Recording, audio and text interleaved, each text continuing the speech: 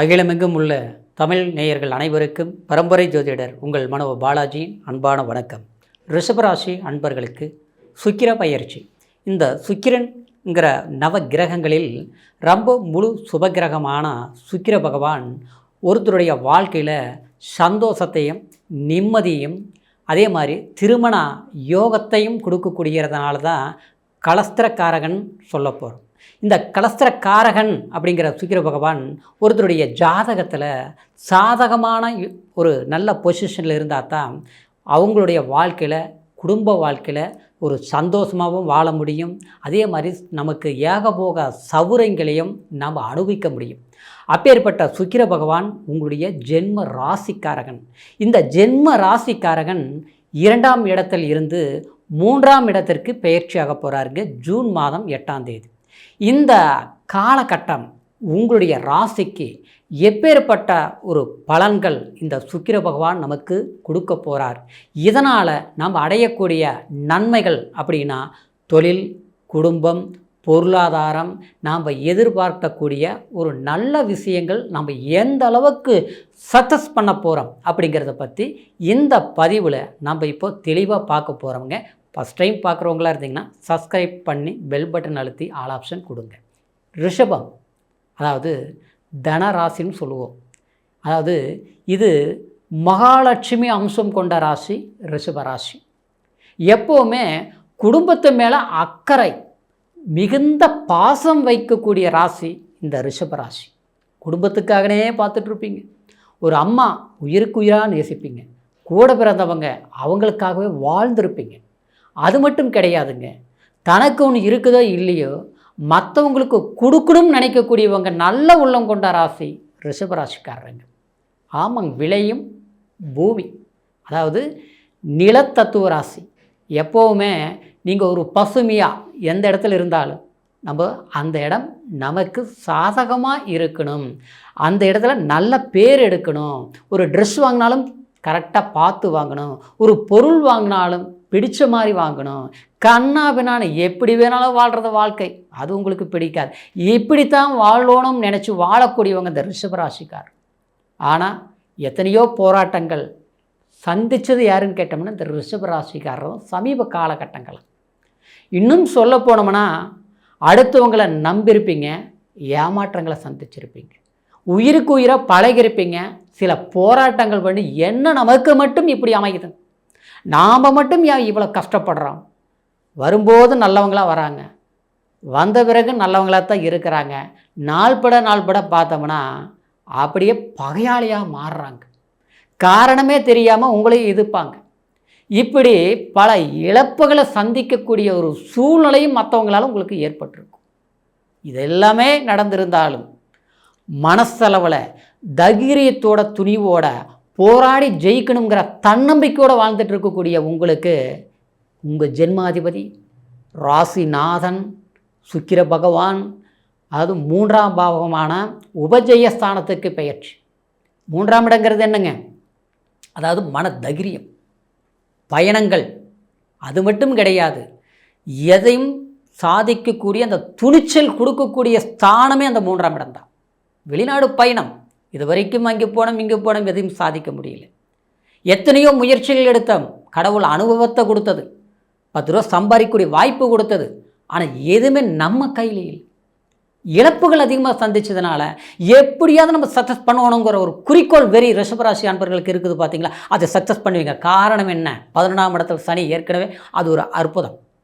அது மட்டும் கிடையாது, 3ஆம் இடத்துல குரு பகவான் உச்சபலம் அடைஞ்சிருக்கிறதுக்கு முன்னால் இப்போது அந்த 3ஆம் இடத்துக்கு வந்ததுனால குடும்ப வாழ்க்கை சம்மந்தப்பட்ட ரீதியில் கொஞ்சம் பொறுத்து வேலை சம்மந்தப்பட்ட ரீதியில் முயற்சிகள் எடுங்க, நிச்சயமே வெற்றி அடைஞ்சிருவீங்க. ஆமாங்க, ஒரு அரசாங்க வேலையில் இருக்கிறவங்களுக்கு அவ்வளோதான். சாதாரண ஒரு ப்ரைவேட் கம்பெனியில் வேலை செய்கிறவங்களுக்கு அவங்க அதே தான். அதே மாதிரி ஒரு வியாபாரம் செய்கிறவங்களுக்கு அவ்வளோதான். கவனத்தை செலுத்துங்க. கடந்த காலத்தில் ஏற்பட்ட பாதிப்புகள், நஷ்டங்கள் பெரிய அளவில் நம்ம ஒரு 10,000 பேரை வச்சு வேலை செஞ்சுட்டு இருக்கிறவங்க கூட அவங்களுக்கும் இதே தான் சொல்கிறேன். சரிங்களா, நம்ம நல்லா வாழ்ந்தவங்க இன்றைக்கி கஷ்டப்பட்டுட்டு இருக்கிறோம். ஆனால் அந்த கஷ்டத்தை போக்கக்கூடிய காலம் வந்தாச்சுன்னு நினச்சிக்கோங்க, நிச்சயமாக சக்ஸஸ் பண்ணிடுவீங்க. அதே சமயத்தில் திருமணம் வாழ்க்கையில் சில பிரச்சனைகள் ஏற்பட்டு இருக்குது இல்லைங்களா, கொஞ்சம் இன்னும் பொறுத்து போங்க. எது வரைக்கும்? ஜூலை மாதம் 4ஆம் தேதி வரைக்கும். எதுலேயும் அவசரப்படாதீங்க. சட்ட சிக்கல்கள் இருக்குதா? பொறுத்து கொஞ்சம் நிதானமாக, அவசரப்படாமல் உடனே நடத்தி காட்டணும்னு நினைக்க வேண்டாம்.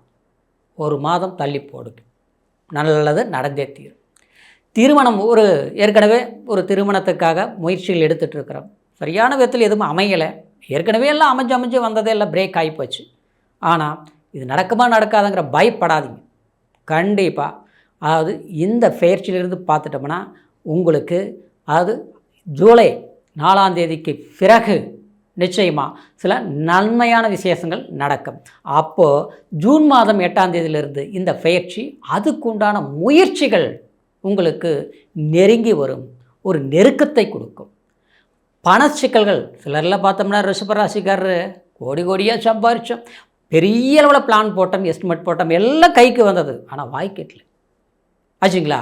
சொந்த பந்தம் எல்லாம் அள்ளி கொடுத்தோம், கஷ்டம்னா ஓடி போய் உதவி செஞ்சோம், ஆனால் இன்றைக்கி எல்லாம் விலகி நிற்கிறாங்க. விரும்பி வந்தவங்க நம்ம எதிர்த்து நிற்கிறாங்க. ஆனால் இவங்களுக்கு முன்னால் வாழ்ந்து காட்டணும்னு நீங்கள் போராடுறீங்க. ஆனால் எப்படியோ அசால்ட்டாக இருக்கிற போது நல்ல சம்பாதனை, நல்ல வருமானம் எல்லாமே வந்தது. ஆனால் இப்போ சமீப காலகட்டங்களாக நம்ம நல்லா இருக்கணும், பொறுப்பாக இருக்கணும்னு நினச்சி முயற்சி பண்ணும்போது எதுவுமே சரியாக அமைய மாட்டேங்குது. போட்ட முதல் எடுக்க முடிய மாட்டேங்குது. எதிர்பார்த்த நபர்கள் ஏமாற்றத்தை கொடுக்குறாங்க.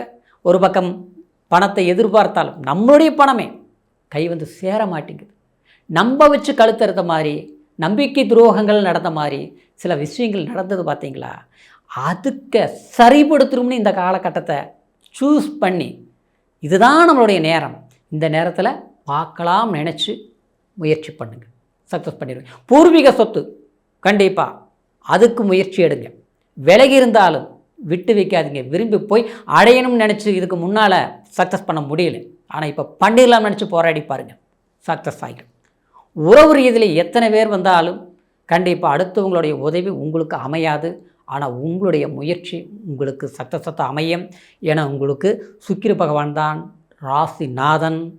சுக்கிரன் உங்களுடைய ஜாதகத்தில் எப்படி இருக்குதுன்னு ஒரு முறை கவனித்து பார்த்துக்குங்க. காரணம் என்னென்னா, சுக்கிரன் கலஸ்தர காரகன். இந்த உலகத்தில் இருக்கக்கூடிய அனைத்து சந்தோஷங்களையும் நாம் அனுபவிக்கிறதுக்கு ஒரு பாக்கியத்தை கொடுக்கக்கூடியதை சுக்கிர பகவான் தாங்க. ஒரு குடும்பத்தை, இல்லற பந்தத்தை ஏற்படுத்தக்கூடியவரே சுக்கிர பகவான் தான். கலஸ்தரக்காரகன் சொல்லுவோம். சுக்கிரன் சுபகிரகங்க. ஆமாங்க. அதாவது இந்த சுக்கிரன் ஒருத்தர் ஜாதகத்தில் நல்லா இருந்ததுன்னு வச்சுங்களேன், பிறக்கும்போது சாதாரண மனிதனாக கூட பிறப்பாங்க. அவங்களுடைய வளர அவங்களுடைய வாழ்க்கையில் பார்த்தோம்னா அதாவது அவங்களுடைய வாழ்க்கை ஸ்டைலே மாறிடும். அதுக்கு காரணம் அவங்க ஜாதகத்தில் சுக்கிரன் நல்லா இருக்குதுன்னு அர்த்தம். அப்போது நம்மளுடைய ஜாதகத்தில் சுக்கிரன் எப்படி இருக்குதுங்கிறது ஒரு முறை நீங்கள் பரிசீலனை பண்ணிக்கோங்க. காரணம் 3, 6, 8, 12ஆம் பாவகத்திலலாம் சுக்கிரன் இருக்கிற போது, பாவகிரகங்களோடைய சேர்ந்து இருக்கிற போது, சரிங்களா, அது வந்து கலஸ்தர தோஷத்தையே உருவாக்கும். அது மட்டும் கிடையாது, சிலர் சம்பாதனை பண்ணுவாங்க, அது ஏதாவது ஒரு விதத்தில் விரயங்கள் ஆகிட்டே இருக்கும். வீடு கட்டுவாங்க, அந்த வீட்டில் குடியிருக்க முடியாது.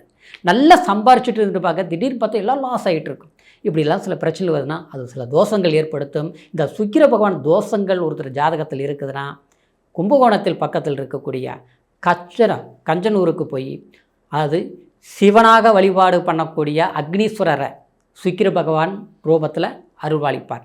அந்த வெள்ளிக்கிழமை நாட்களில் போய் அந்த ஆலயத்தில் பிரார்த்தனை பண்ணிட்டு வாங்க, சில தோஷங்கள் நிவர்த்தியாகும். உங்களுக்கு 3ஆம் பாவகத்தில் இந்த சுக்கிரன் இருக்கிறதுனாலையும் கண்டிப்பாக வெள்ளிக்கிழமை நாளில் சுக்கிரனை வழிபாடு பண்ணுங்கள், திருப்திகரமான சில வாய்ப்புகள் அமையும்.